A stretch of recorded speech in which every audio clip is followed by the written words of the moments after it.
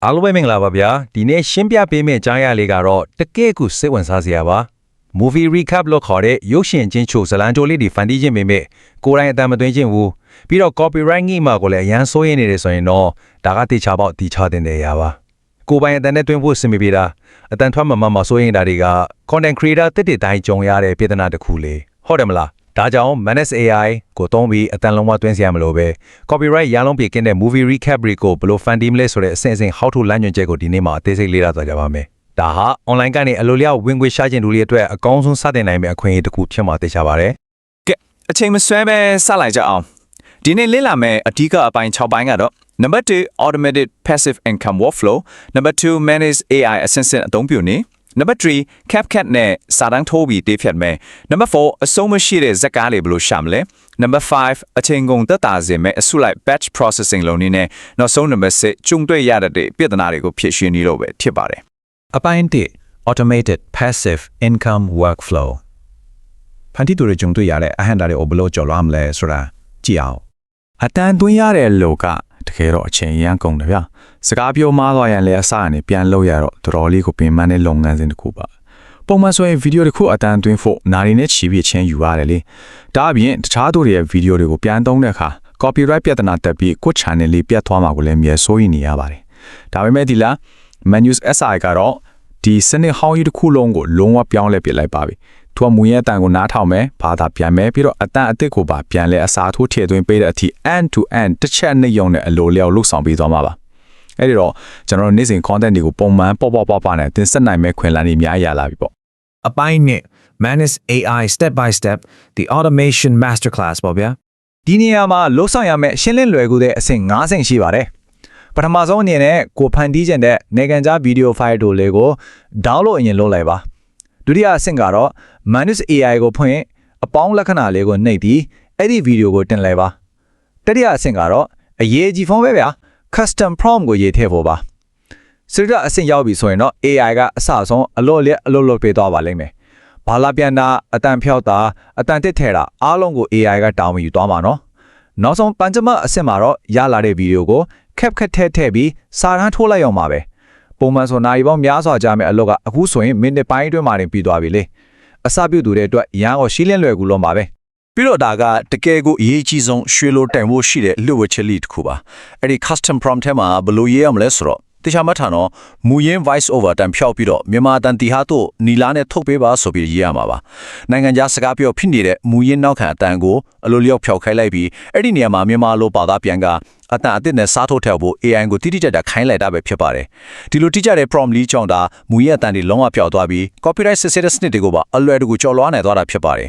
်နောက်ထပ်မိုက်တဲ့အချက်ကတော့ကိုယ့်ရဲ့ဗီဒီယိုဇာတ်လမ်းနဲ့အလိုက်ဖတ်ဆုံးအတန်ကိုစိတ်ကြိုက်ရွေးချယ်လို့ရတာပါပဲဥပမာရော့ချားလေးအတန်နဲ့ action ကားတွေဒီထိတ်ရင်ပူကားတွေကိုဇက်ကြောင်းပြန်ချင်တယ်ဆိုရင်တီဟာဆိုတဲ့နာမည်ကိုတုံးမိန်းကလေးအတန်နဲ့ drama ကားတွေအချက်ကားတွေကိုတင်ဆက်ချင်ရင်တော့နီလာလို့ကြောင်ရစ်လိုက်ရုံပါပဲ AI ရဲ့စွမ်းဆောင်ရည်ကဘလောက်တောင်ကောင်းလဲဆိုရင်မူရင်းဗီဒီယိုရဲ့ပြောဆိုတဲ့အချင်းအစအနေအမြန်အကုန်လုံးကိုကွက်တိကြတဲ့မြန်မာအတန်ထွက်အဖြစ်ဖန်တီးပေးသွားမှာပါအဲ့လီတော့အတန်ကိုတော်ပြီးညှိနေရတဲ့ဒုက္ခကနေလုံးဝကိုကင်းဝေးသွားတာပေါ့ဗျာကဲအပိုင်း3ကိုတွားရအောင် CapCut captions and edits ဗီဒီယိုကိုဘလို့ပိုးမိုက်တော့အောင်လုပ်မလဲဆိုတာကြည့်ကြမယ် Manus AI ကနေမြန်မာစကားပြောဗီဒီယိုလေးရလာပြီဆိုရင်အဲ့ဒါကို CapCut တွေကိုထည့်လိုက်ပါပြီးရင် auto captions ကိုသုံးပြီးမြန်မာစာတန်းတွေကိုအလွယ်တကူထုတ်ယူလို့ရပါတယ်ဒါပေမဲ့ဒီနေရာမှာတတိထားရမယ့်အရေးကြီးတဲ့စီးမင်းလေးတွေရှိတယ်ဗျမူရင်းဗီဒီယိုရဲ့အဖြူအောင်စာသားတွေနဲ့ရောထွေးမတော့အောင်ပြီးတော့ကြည့်ရှုသူတွေရဲ့အာရုံကိုပထမ3စက္ကန့်အတွင်းမှာဖန်ဆားနိုင်အောင်ဖုန်းအယောင်ကိုအမြင့်အောင်သို့မဟုတ်အဝါရောင်အသုံးပြုပေးပါအဖြူအောင်ကိုတော့လုံးဝရှောင်ရှားစေချင်ပါတယ်နောက်တစ်ချက်ကဗီဒီယိုလည်းမှာပါလာတဲ့မူရင်းနိုင်ငံခြားစာသားတွေကိုတေချာဘလာလုပ်ပေးဖို့လုံးဝမမေ့ပါနဲ့ဒါလေးလုပ်ပေးခြင်းအပြင်ကြည့်ရှုသူတွေအတွက်ဖတ်ရလွယ်စီလို့ AI copyright ထောင်လှန်တဲ့စနစ်တွေကိုပါရှောင်ရှားဖို့အများကြီးအထောက်အကူဖြစ်စေပါတယ်အပိုင်း၄ Finding endless viral content အဆောင်မရှိတဲ့ content တွေရှာဖွေမဲ့ new view ဟာဒီလာပါပြီနာမည်ကြီးပြီးလူကြိုက်များမဲ့ဇာတ်ကားတွေကိုအဆုံးမရှိရှာဖွေနိုင်မှုဆိုရင်တီးတန့် keyword တွေနဲ့ platform view ဟာတွေလိုအပ်ပါတယ် YouTube မှာရှာမယ်ဆိုရင်ရေပရားအနေနဲ့ movie recap ဂျီယိုကားဆိုရင် Chinese movie recap တရေကားဆိုရင် movie recap horror စသဖြင့်အတိအကျအရိုက်ထည့်ပြီးရှာကြည့်ပါအရေးကြီးဆုံးလျှို့ဝှက်ချက်တစ်ခုကတော့ဗျ YouTube မှာရှာပြီးသားနဲ့ shop ဆိုတဲ့ tab လေးကိုသီးသန့်နှိပ်ပြီးစစ်ထုတ်လိုက်ဖို့ပါပဲဒီလိုလုံးမှသာအချိန်တိုတွဲလူကြည့်များပြီး engagement အမြင့်မားဆုံးရနိုင်မဲ့ဗီဒီယိုတိုလေးကိုအလွယ်တကူရွေးချယ်နိုင်ပြီးကိုယ်ပိုင်ဖန်တီးမှုတွေနဲ့အမြင့်ဆုံးအသက်သွင်းနိုင်မှာဖြစ်ပါတယ် TikTok မှာရှားမယ်ဆိုရင်တော့တခြားတူတဲ့တိတ်မတီးသေးတဲ့ရုပ်ဝက်ချက်လေးတစ်ခုပြောပြမယ်နော်ကိုလိုချင်တဲ့အင်္ဂလိပ်လိုပြောထားတဲ့ recap video တစ်ခုကိုတွေ့ပြီဆိုရင်ဘေးနားက share ဒါမှမဟုတ် more option ဆိုတာကိုနှိပ်လိုက်ပါပြီးရင် suggested account ဆိုတာကိုဆက်ဝင်ကြည့်လိုက်ပါ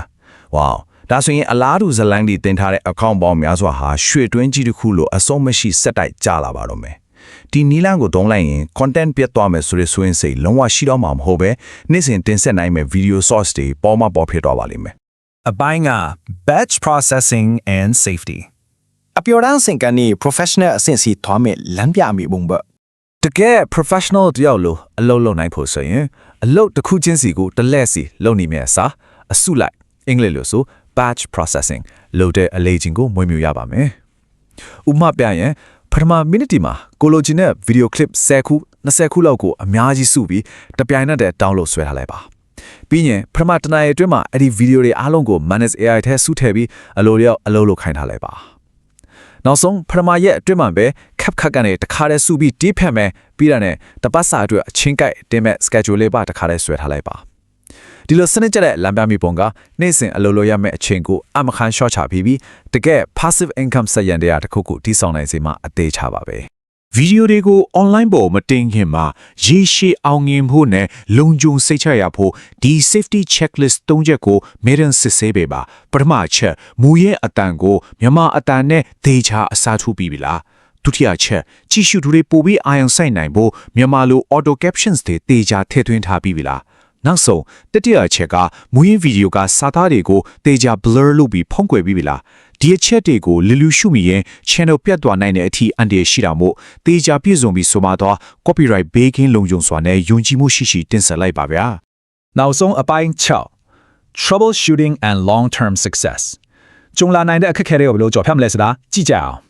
လုပ်ငန်းစဉ်တစ်လျှောက်မှာအကြုံတွေ့လာနိုင်တဲ့အခက်အခဲလေးတွေကိုလည်းအလွယ်တကူဖြေရှင်းနိုင်မယ့်နည်းလမ်းတွေရှိပါတယ်ဗီဒီယို download ဆွဲတဲ့အခါ watermark ပါလာမှာကိုစိုးရင် Telegram box တွေဒါမှမဟုတ်လည်းတခြား web downloader တွေကိုသုံးပြီးအလွယ်တကူဖျောက်လို့ရပါတယ်နောက်ထပ်အဖြစ်များဆုံးပြဿနာကတော့စကားနာမည်မသိတာပါပဲအဲ့ဒီလိုကြုံလာရင်မူရင်းဗီဒီယိုရဲ့ comment တွေကိုဖတ်ကြည့်တာဖြစ်ဖြစ်ဗီဒီယိုတွေကထင်ရှားတဲ့အခန်းတွေကို Google Lens အသုံးပြုပြီး scan ဖတ်ရှာဖွေတာဖြစ်ဖြစ်အလွယ်တကူဖြေရှင်းနိုင်ပါတယ်ဒါတွေဟာအချိန်ကုန်တက်တာစီပြီးတကယ်လက်တွေ့ကျတဲ့ professional ဖြေရှင်းနည်းတွေပဲဖြစ်ပါတယ်ကဲဒီနေ့ပဲအလွတ်အရောက်ဝင်ခွင့်ရှာပေးမဲ့ passive income စက်ရန်တရားတကူကိုစတင်တိစောက်ကိုအချိန်တန်ပြီလို့မထင်ဘူးလား Manus AI ရဲ့အကူအညီနဲ့ဆိုရင်ရှုပ်ထွေးတဲ့တိဖြတ်မှုအဆင့်တွေအတန်တွင်းရတဲ့အခက်အခဲလေးနဲ့ copyright ပြဿနာတွေကိုအလွယ်တကူကျော်လွှားပြီးတသမတ်တီးနဲ့ရေရှည်အောင်မြင်မှုစီကိုရှောင်လန်းနိုင်ပြီဖြစ်ပါတယ်နေ့စဉ်နဲ့မြန်တိုးတက်ပြောင်းလဲနေတဲ့ AI နည်းပညာတွေကိုကိုယ့်ရဲ့အကျိုးရှိဆုံးလက်နက်တစ်ခုဖြစ်အသုံးချနိုင်ဖို့ကတကယ်ကိုအရေးကြီးပါတယ်ဒီနေ့ရဲ့ရှင်းလင်းတင်ဆက်မှုလေးကိုအဆုံးထိလိုက်ပါလေ့လာပေးတဲ့အတွက်အများကြီးကျေးဇူးတင်ပါတယ်။ရရှိသွားတဲ့ဗဟုသုတတွေနီးဗျူဟာတွေကိုလက်တွေ့အသုံးပြုပြီးအောင်မြင်တဲ့ content creator တွေ passive income အခိုင်အမာဖန်တီးနိုင်သူတွေဖြစ်လာကြပါစေလို့စံသတ်ပြုလိုက်ပါတယ်။